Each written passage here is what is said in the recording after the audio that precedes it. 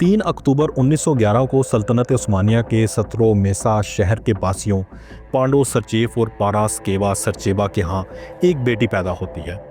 उस बच्ची की पैदाइश कबल अज़ वक्त हुई और वो सेहत के कई मसाइल का शिकार थी।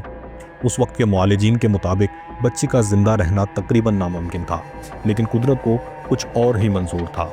सत्रो मेसा शहर में मकामी रवायात के मुताबिक बच्चे का नाम उस वक्त तक नहीं रखा जाता था जब तक उसके ज़िंदा रहने के इम्कानात वाज़े ना हों।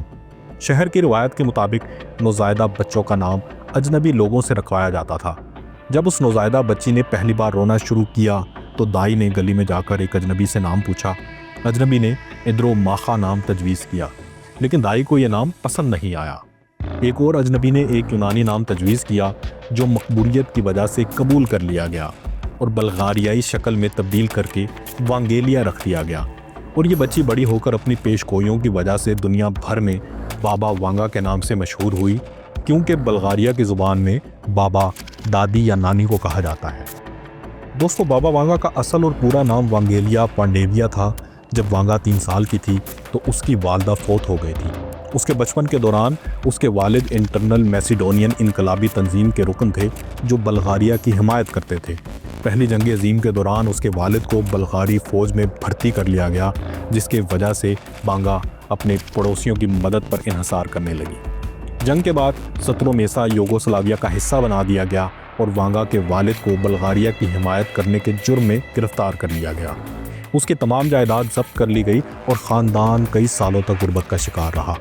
वक्त गुजरता रहा और 1923 में वांगा और उसके वालिद नोवो सेलो मुंतकिल हो गए। एक दिन एक तूफ़ान ने वांगा को हवा में उठाकर एक खेत में फेंक दिया। उसे तलाश करने के बाद देखा गया कि वो मिट्टी, पत्थरों और टहनियों से ढकी हुई है। उसकी आंखें रेत और गर्द से भरी हुई थीं और दर्द की वजह से वो उन्हें खोल नहीं पा रही थी। इलाज के लिए सिर्फ जुज़वी तौर पर पैसे थे, जिसकी वजह से उसकी बिनाई आहिस्ता आहिस्ता ख़त्म हो गई।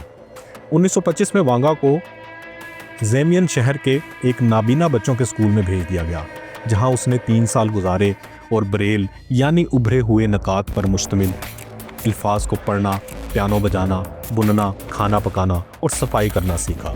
सौतेली माँ की वफ़ात के बाद वो अपने बहन भाइयों की देखभाल के लिए अपने घर आ गई। उसका घराना काफ़ी करीब था। 1939 में उसे फेफड़ों की मोहलिक बीमारी हो गई, जिसके बाद डॉक्टरों ने उसे जवाब दे दिया था कि वो अनकरीब मर जाएगी, मगर खिलाफ तवक्का वो सेहतयाब हो गई, जिसकी वजह से लोगों में उसकी रूहानी क़ुव्वतों की शोहरत होने लगी। 10 मई 1942 को वांगा की शादी दिमितर गोस्टेरोव से कर दी गई, जो एक बल्गारियन सिपाही था। शादी के बाद वो पेट्रेट शहर मुंतकिल हो गई और यहीं से वांगा की ज़िंदगी में हैरान कुन तब्दीलियाँ शुरू हुईं। उसे गैब बीनी की सलाहियतों की वजह से शोहरत हासिल हुई। दिमितर को फ़ौज में भर्ती कर लिया गया और वो शुमाली यूनान में तैनात हो गया। बाबा वांगा को उसकी रूहानी गुफ्तगू, पेशगोइयों और इलाज मुआलजे के सबब रूहानी शख्सियत और मुआलिज के तौर पर शोहरत मिलना शुरू हुई। दूसरी जंग अज़ीम के बाद बल्गारिया की पुलिस और कम्युनिस्ट पार्टी ने वांगा की सरगर्मियों को दबाने की कोशिश की, लेकिन लोग उनसे मिलने आते रहे।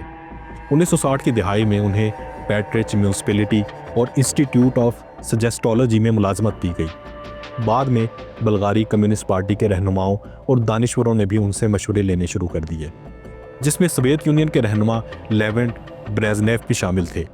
बाबा वांगा ने मुतादिद पेशन गोइयाँ की, जिनमें से कुछ हकीकत के करीब तक। इसके अलावा उन्होंने कई दीगर आलमी वाक़यात के बारे में भी पेश गोइयाँ की, जो बाद में दुरुस्त साबित हो गई। दोस्तों, वांगा खुद वाजबी सी तालीम याफ्ता थी। उसने खुद कोई किताब नहीं लिखी थी, बल्कि उसकी सारी बातें उसके परस्तारों और मुलाजमों ने तहरीर की थी।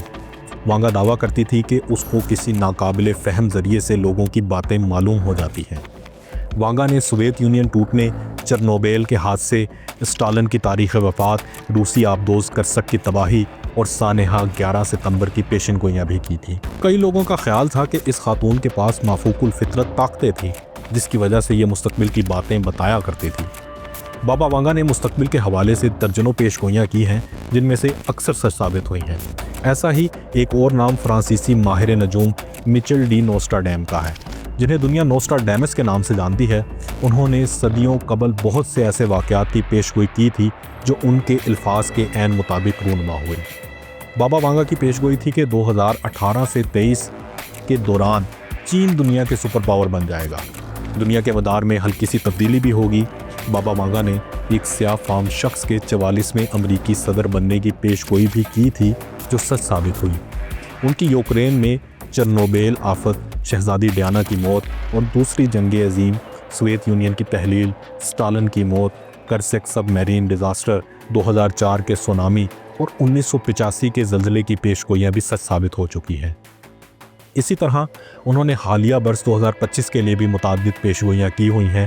ان میں سے کچھ تو رواں سال صرف 3 ماہ کے دوران ہی سچ ثابت ہو گئی۔ ان کی 2025 کے حوالے سے کی گئی پیشگوئیوں میں تباہ کن زلزلے بھی شامل تھے، اور اس ہفتے میانمار میں آنے والے زلزلے سے مرنے والوں کی تعداد 1700 سے زیادہ ہو گئی ہے۔ دوستو، حیران کن بات یہ ہے کہ بابا وانگا نے 11 اگست 1996 کو اپنا انتقال ہونے کی پیشگوئی بھی کر رکھی تھی، جو درست ثابت ہوئی، اور 11 اگست 1996 کو 85 سال کی عمر میں ان کا انتقال ہو گیا تھا۔ بابا وانگا نے مستقبل کے حوالے سے کئی اور اہم پیشگوئیاں بھی کر رکھی ہیں۔